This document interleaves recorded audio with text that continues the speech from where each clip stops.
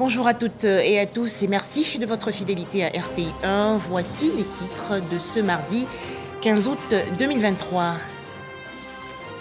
Célébration aujourd'hui de l'Assomption par la communauté catholique du monde entier. Des messes sont ainsi dites pour commémorer l'élévation au ciel de la Vierge Marie.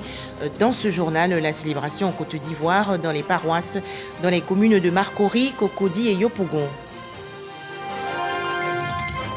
En Côte d'Ivoire, réduire considérablement les accidents de la circulation, c'est l'objectif du ministère des Transports. Ce département ministériel a organisé récemment la 7e édition de la semaine de la sécurité routière. Plus de 3000 casques offerts aux conducteurs de motocyclettes et tricycles. Enfin, dans le sud-est des États-Unis, 4e inculpation en Géorgie pour l'ex-président Donald Trump. L'Assomption 2023 célébrée donc aujourd'hui par la communauté catholique du monde entier. Des réjouissances pour commémorer l'élévation au ciel de la Vierge Marie, mère de Jésus-Christ, au terme de sa vie terrestre. Des messes sont ainsi dites dans les paroisses catholiques. Pour en parler, Didier Nguessan. Paroisse Sainte-Bernadette de Marcory, les fidèles à l'unisson prient pour l'intercession de la Vierge Marie. Ce jour de l'Assomption, l'Immaculée Conception monte dans la gloire céleste. Les paroissiens s'en félicitent. Nous avons une mère et qui fait beaucoup pour nous et que notre regard soit fixé sur elle parce qu'avec elle, nous accédons directement au Christ. Elle intercède pour nous. Et à partir du moment où nous reconnaissons qu'elle est immaculée, on ne saurait ne pas dire qu'elle est aujourd'hui auprès de son Fils, Reine du ciel. Et en la Vierge Marie, nous voyons aussi nos mères.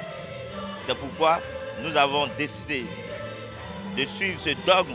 Le Père célébrant invite les fidèles à s'inspirer de la vie de la Vierge Marie. Celle qui a été conçue sans péché, celle qui a vécu sans péché, qui n'a point connu de péché durant toute sa vie, ne pouvait connaître la poussière de la mort, la décomposition de la mort.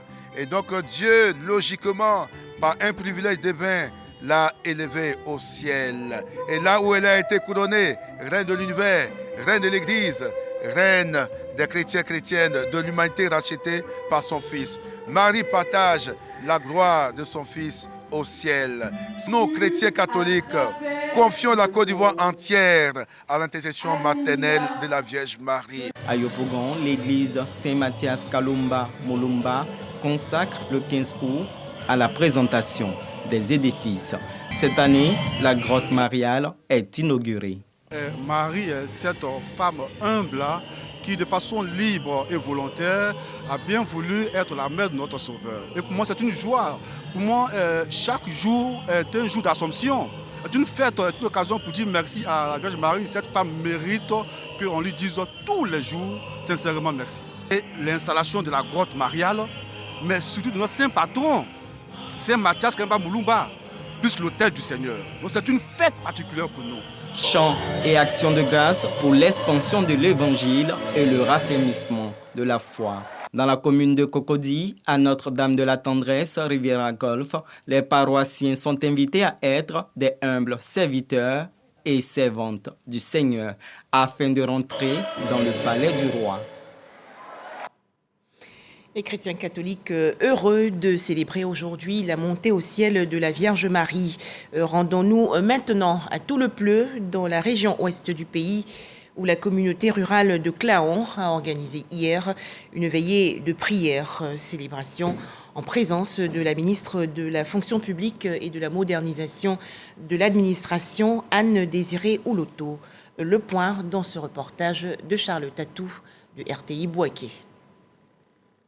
L'Assomption, commémoration de la montée de Marie, mère de Jésus-Christ, au ciel. Événement célébré par les communautés chrétiennes catholiques. Cette commémoration a été anticipée dans le village de Claon, localité de la sous-préfecture de Nézombli, département de Toulepleu. Ici, la communauté catholique rurale a commémoré à travers une mini-veillée initiée à la chapelle Notre-Dame de la Délivrance du dit village. Célébration au cours de laquelle des prières pour les autorités du pays et en faveur de la paix dans le pays. Une vigile dont l'Eucharistie a eu pour officiant le curé de la paroisse de Tout-le-Pleu et à laquelle a pris part la ministre de la fonction publique, Anne Désiré Wouloto, cadre du dit village. Tout homme donc qui essaiera de vivre dans le sens de Dieu, à l'image de la Vierge Marie, connaîtra aussi ce bonheur de voir le ciel. Voilà. Et comme elle est notre mère, par notre présence ici, c'est demander son intercession, demander ses prières afin qu'elle nous aide, voilà, à donner un bon témoignage en vue de bénéficier de la vie éternelle. C'est aussi une occasion de renouveler cette consécration de la Côte d'Ivoire à Notre-Dame de la Paix.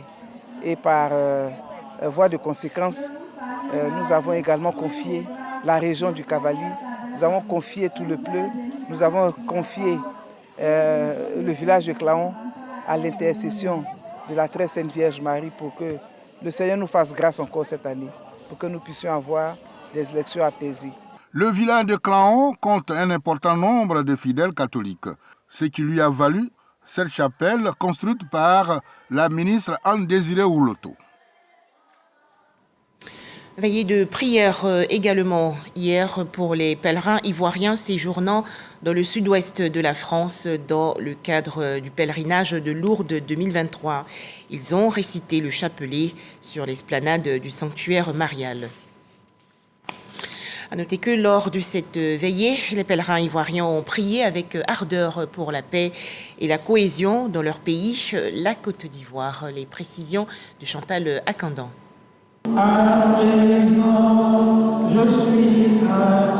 À Lourdes, c'est une tradition. Une messe pour la paix en Côte d'Ivoire est célébrée à la veille de la fête de l'Assomption dans le cadre du pèlerinage national.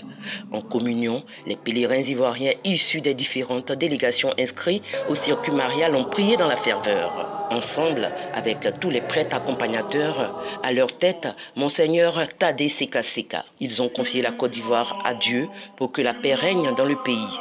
Tout le peuple veut vivre en paix, dans la tranquillité et la quiétude. Et cette paix doit être une éducation qui commence d'abord par la cellule familiale. Initier nos enfants, nos parents à vivre d'abord en famille dans la paix. Et quand la paix est acquise en famille, alors elle s'extériorise en société et elle devient non pas une vertu seulement, mais elle devient un idéal de vie. L'objectif premier de cette messe est de prier pour la paix en Côte d'Ivoire, pour le président de la République, pour les pèlerins, mais surtout pour les échéances électorales qui arrivent. Moi, en ma qualité de préfet, je m'attelle à retourner en Côte d'Ivoire pour prôner la paix, continuer ce que nous avons tous commencé depuis les instructions du président de la République qui prône sans cesse la paix, la cohésion et la solidarité dans le pays. Lourdes, le temps de l'Assomption est un moment particulier pour les chrétiens catholiques. Parmi ceux-ci, les Ivoiriens qui y viennent pour leur dévotion à la Vierge Marie. Dans ce sanctuaire marial, les pèlerins suivent les pas de Bernadette, à qui la Vierge Marie est apparue, d'usufoi avec des messages de conversion et d'acceptation de Jésus. C'est une occasion pour ces croyants de se ressourcer et d'approfondir leur foi en Jésus. Amour, lumière et paix du monde. Je viens de la grotte tout juste où on a déposé une bougie au nom de tout le peuple de Côte d'Ivoire. En ce qui me concerne, je sais que je veux la paix et je la veux pour tout le monde et je me battrai pour que cette paix existe. Ce pèlerinage à Lourdes est exceptionnel parce qu'il nous donne le temps, hors de chez nous, de voir combien notre pays est une bénédiction de Dieu. Et nous devons faire en sorte que, où que nous soyons, que nous pensions à notre terre, Ivoire. Et les Ivoiriens ont été très heureux et quand nous nous retrouvons, c'est extraordinaire. Dans le lot des pèlerins ivoiriens à Lourdes, plus de 230 personnes ont été prises en charge par le gouvernement à travers la Direction générale des cultes. L'honneur me choisit de prendre la parole au nom de Monsieur le ministre de l'Intérieur et de la Sécurité pour saluer ici et encourager la contribution des guides religieux dans la préservation de la paix dans notre beau pays, la Côte d'Ivoire. À l'ensemble des pèlerins ivoiriens ici présents, pour les ferventes prières qui ont été dites pour les autorités politiques, administratives, religieuses et coutumières de notre pays.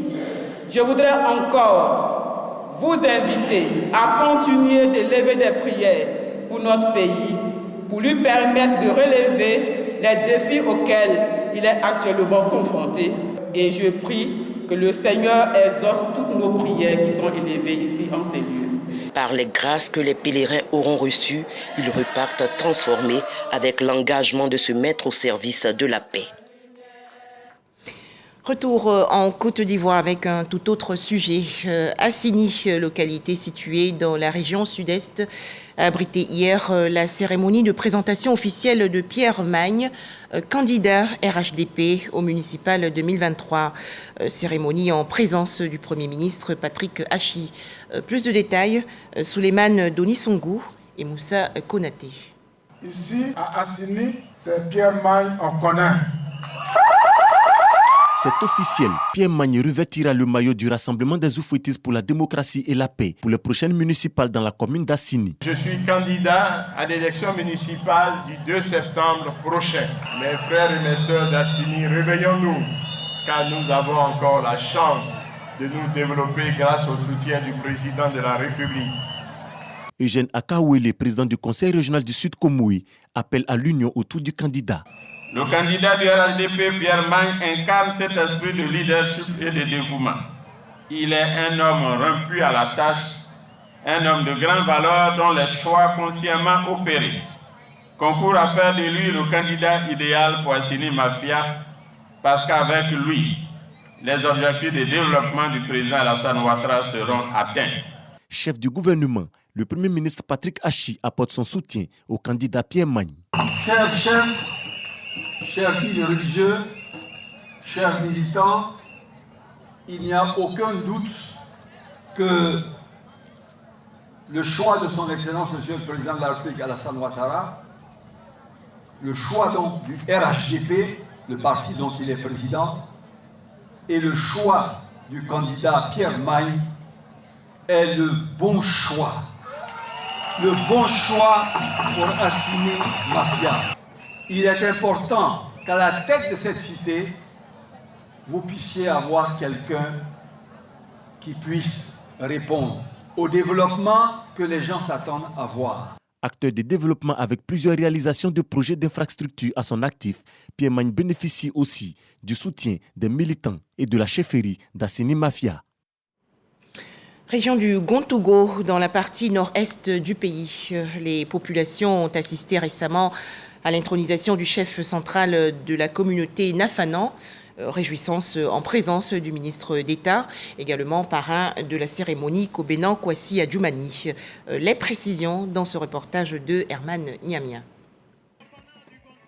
Pour l'intronisation du chef du collectif des chefs Nafanan de la région du Gontougo, l'ensemble des chefs de village Nafanan, au nombre de 16, étaient tous présents à Tambi, village de la sous-préfecture de Sorobango dans le département de Bondoukou. Signe de la cohésion qui règne en leur sein et aussi la matérialisation de l'onction qu'ils apportent à Sa Majesté Tolè Mo Yao François. Le chef de Tambi qui a 45 ans de règne, qui mieux que lui pouvait prédestiner à cette union. Et par la sagesse qui a animé nos chefs, ils l'ont choisi. Les Nafanas sont apparentés au grand groupe Sénoufo. Ils sont l'un des peuples les plus anciens sur les terres du territoire actuel du département de Bondoukou.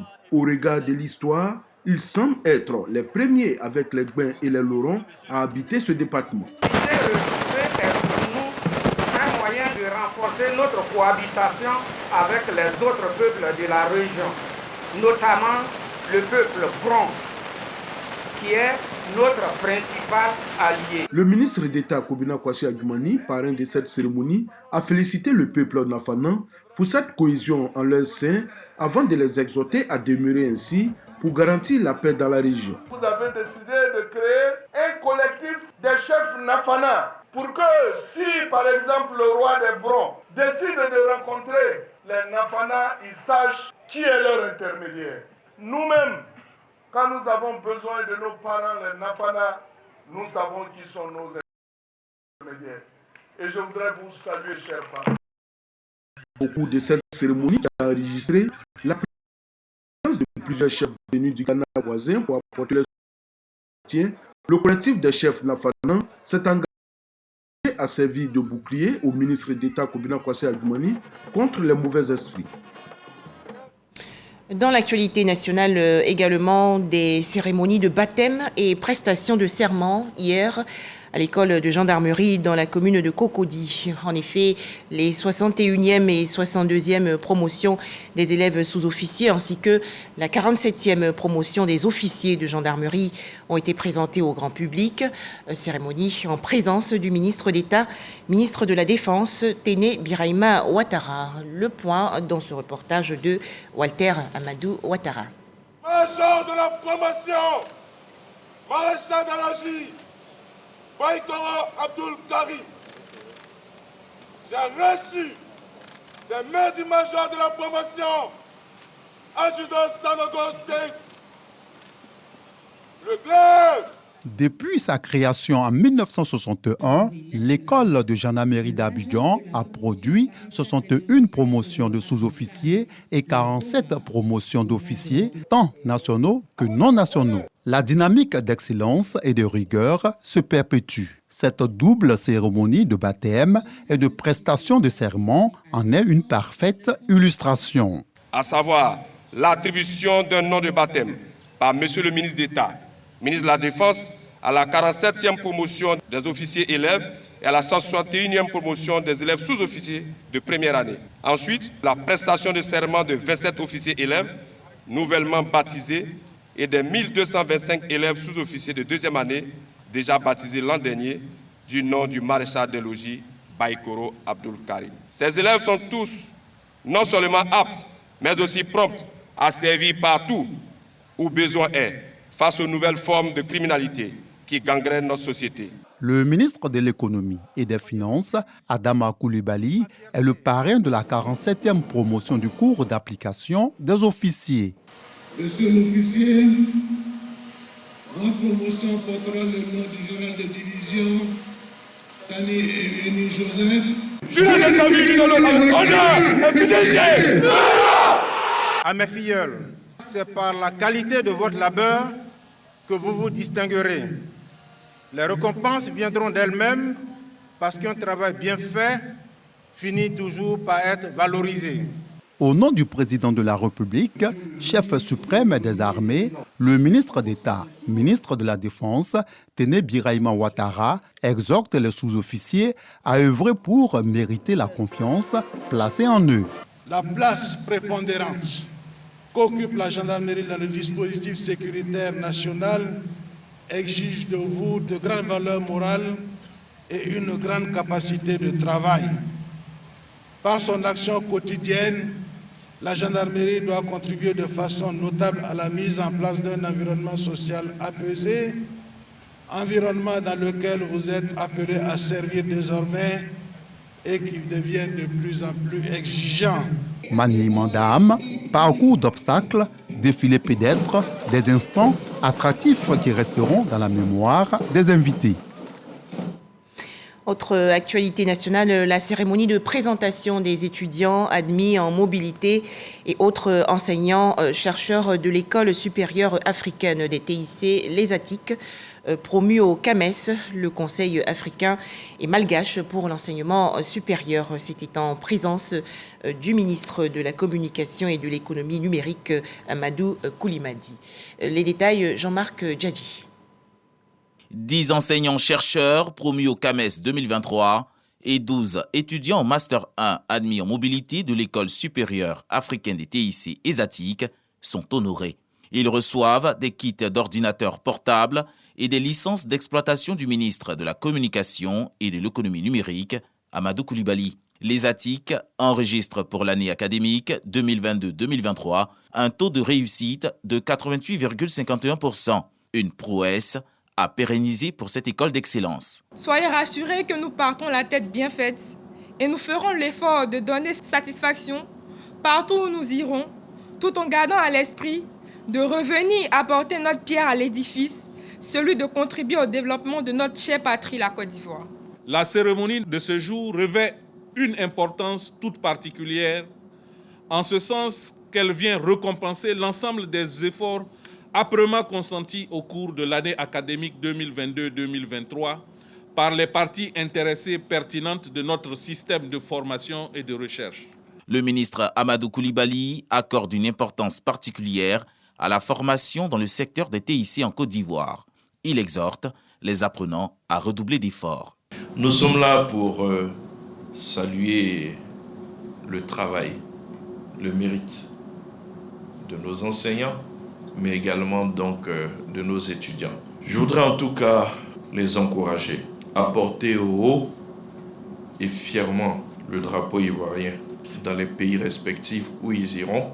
53% des enseignants-chercheurs de l'ESATIC sont promus au grade du CAMES et les étudiants primés iront dans les écoles partenaires en France et au Maroc l'année prochaine. Cette cérémonie de présentation de ces lauréats est la deuxième du genre au cabinet du ministère de tutelle. Direction à présent la commune d'Abobo où 600 jeunes travaillant dans le secteur informel ont obtenu il y a quelques jours un financement, 150 millions de francs CFA pour les aider à développer leurs différentes activités génératrices de revenus. Les explications détaillées de Didier Nguessan. 600 jeunes exerçant dans l'informel reçoivent des subventions pour développer leurs activités dans la commune d'Abobo.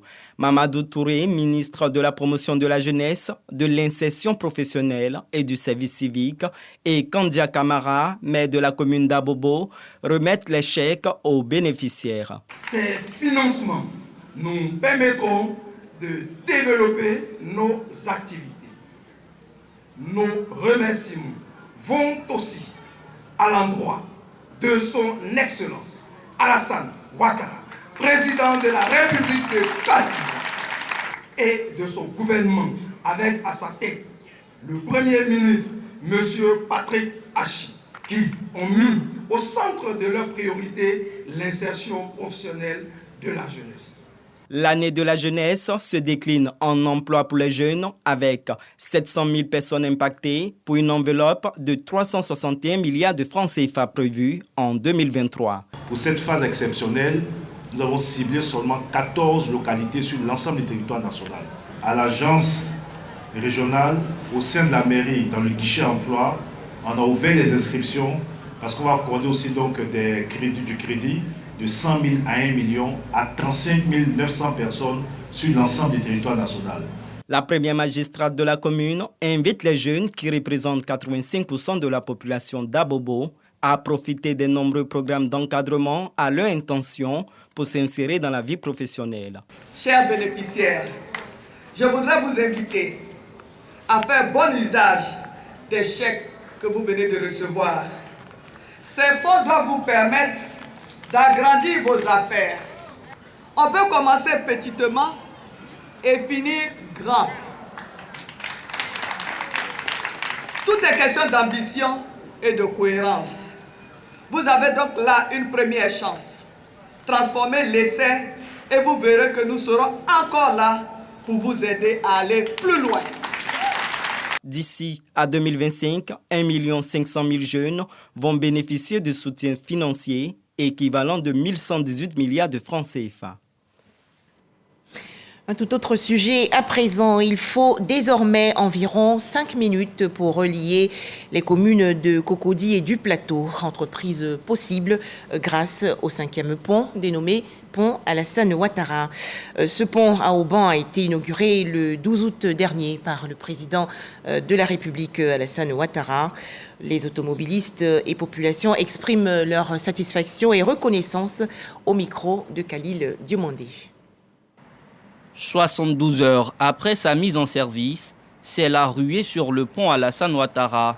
En ce début de semaine, les automobilistes affluent sur l'As Cocody Saint-Jean-Plateau. Je suis très content, frère. Avant, pour accéder au plateau, vraiment c'était un peu compliqué. Il fallait faire le grand tour, passer de l'autre côté et tout ça. Mais maintenant, avec ce pont-là, je vous dis qu'avec 5 minutes, je suis au plateau. Il n'y a pas de bouchon, vous-même vous le constatez. C'est rapide en fait. Moins de dépenses maintenant de carburant et beaucoup d'économies. Ça raccourcit vraiment le chemin. On est heureux, on est enjaillé. Si la circulation est agréable pour les usagers en direction du plateau, le tableau est différent dans le sens inverse. À 9h, les premiers embouteillages se signalent. Le ralentissement est dû au feu du lycée classique parce qu'il y a 2 feux. Le premier feu, c'est au niveau du classique. Si celui-là, il saute, Je pense que ça va rendre encore plus fluide la circulation. Les embouteillages, c'est le nom de véhicule et puis il y en a aussi qui cherchent à découvrir. Voilà, c'est-à-dire, je pense ici aujourd'hui, là, tout le monde va emprunter cette voie pour voir comment est-ce que ça marche. Pour les cyclistes et piétons, ce pont est une alternative de premier choix, distance raccourcie, mais surtout plus économique. J'avais un rendez-vous urgent à Saint-Jean, Cocody, là. J'avais le choix entre prendre un taxi qui allait me revenir autour de 2500 ou alors prendre le pont à Auban. Donc j'ai choisi de prendre le pont. Et voilà, en 8 minutes, chrono en main, voilà, je traverse. Si j'appelle. En tout cas, c'est avantageux pour nous les piétons, enfin pour ceux qui emprunteront la voie. Je ne paie plus le transport entre Plateau, Cocody. Je peux marcher à pied comme je veux. Je traverse sur le pont facilement. L'ouverture du 5e pont d'Abidjan fait aussi des heureux du côté du carrefour de l'Indénié et de la Corniche. Les usagers de ces tronçons, autrefois confrontés au labyrinthe, circulent aisément ce matin. Tout le monde passe sur le pont maintenant pour aller sur le plateau. Donc ça ferait la voie l'Indénié, c'est dégagé, il n'y a pas d'embouteillage. Nous, on voulait aller à Djamé à 13 juillet. Ça nous permet de bien rouler maintenant, tranquillement. Au niveau de la Corniche, j'avais tellement d'embouteillages, mais aujourd'hui, avec le nouveau pont, Dieu merci, il n'y a pas d'embouteillage. Le trafic sur le pont Alassane Ouattara est estimé à environ 50 000 véhicules par jour. L'ouvrage devrait contribuer à fluidifier la circulation au cœur de la capitale économique ivoirienne. Le 5e pont, le pont Alassane Ouattara, est un joyau et cet ouvrage est éblouissant, surtout pendant la nuit. Le témoignage de Khalil Diomandé. Ils sont venus de toutes les communes d'Abidjan ce week-end à la découverte du pont Alassane Ouattara. En famille ou entre amis, enfants et adultes, tous veulent apprécier l'architecture de l'ouvrage. Sous le charme, les visiteurs s'offrent sans modération de beaux clichés. J'ai regardé dans la télé, je suis tellement content. Jusqu'à j'ai pris mes enfants pour venir voir. Sinon, si on me disait, j'allais dire que c'est faux. J'ai 75 ans, comme ça là, je n'ai jamais vu. Tellement c'est joli. Le pont est très beau. On a une vue magnifique sur la lagune. Cet édifice-là nous rend fiers. Et Alassane Ouattara est en train de mettre la Côte d'Ivoire à une dimension inespérée. Et je crois que les générations futures que nous représentons devront donc faire en sorte de garder le cap. Le 5e pont d'Abidjan et ses 19 haubans attirent également les étrangers. De passage dans la capitale économique ivoirienne, cette Anglaise a tenu à achever son séjour par la visite de cette infrastructure. Je trouve que c'est vraiment cool, j'aime beaucoup la forme et aussi le style, c'est vraiment futuristique. Comme Vicky, ces jeunes vacanciers guinéens sont tout aussi impressionnés. Ce que je vois en Côte d'Ivoire, franchement, ça doit inspirer tous les autres présidents africains de faire pareil. Parce que quand tu es là, tu ne te sens pas que tu es en Afrique. Là, je me dis que je suis en Europe. Là. Lorsque les rayons du soleil se dissipent pour laisser place à la nuit, le pont Alassane Ouattara affiche un visage plus rayonnant avec ses haubans qui scintillent aux couleurs du drapeau national. Nous avons vu en fait les images du pont sur les réseaux sociaux, c'était magnifique. Et donc nous sommes venus en fait sur place pour mieux apprécier en fait cette bâtisse. Et franchement, je suis très fière d'être ivoirienne ce soir, franchement. Ça, on méritait ça en fait parce que le level dans la sous-région est maintenant très up. Et avoir une telle bâtisse chez nous, franchement, ça ne fait que relever le niveau. Je viens du Mali. Nous avons insisté pour venir voir ce pont. Tellement on nous a parlé. On a trouvé que tout ce qu'on nous avait dit n'était pas exagéré. Je n'ai même pas de mots pour qualifier ce que je vois. Vraiment, je suis très content. Heureux de la découverte de l'ouvrage, certains visiteurs poussent la chansonnette en hommage au président de la République Alassane Ouattara avant de regagner leur domicile.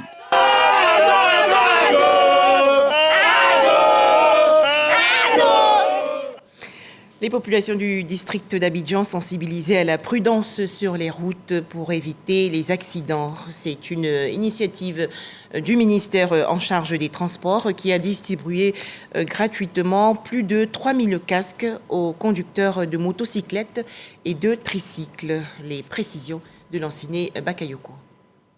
L'insécurité routière coûte cher à la Côte d'Ivoire. En 2022, 1614 personnes ont été tuées dans les accidents de la route contre 1051 en 2021. 68% de ces accidents enregistrés sur la voie publique implique les engins motorisés à 2 ou 3 roues. Les causes de cette insécurité routière, devenue un problème de santé publique, sont techniques mais surtout humaines. Le manque d'entretien du véhicule peut être cause d'accident. Il faut entretenir son véhicule de façon régulière.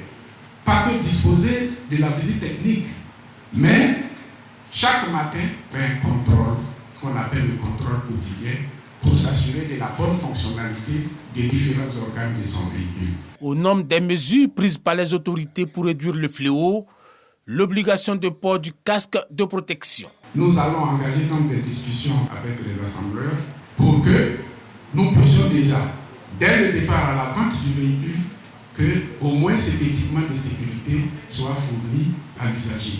Qu'il y ait un kit de sécurité qui l'accompagne. Et ce kit doit comprendre notamment 2 casques, un pour le conducteur et un éventuellement pour le passager, un gilet fluorescent pour que le conducteur soit bien vu par les autres usagers. Au terme de cette 7e semaine contre les accidents de la circulation, le gouvernement, avec l'aide de partenaires multilatéraux et privés, a distribué plus de 3000 casques aux usagers sur l'ensemble du territoire national. Dernier point, l'actualité aux États-Unis. 4e inculpation pour Donald Trump. L'ancien président américain est accusé d'avoir tenté de renverser l'élection présidentielle de 2020. Voilà, ce sera tout pour cette mi-journée. Excellente suite de nos programmes sur RTI 1 et excellente fête de l'Assomption à toute la communauté catholique du monde entier.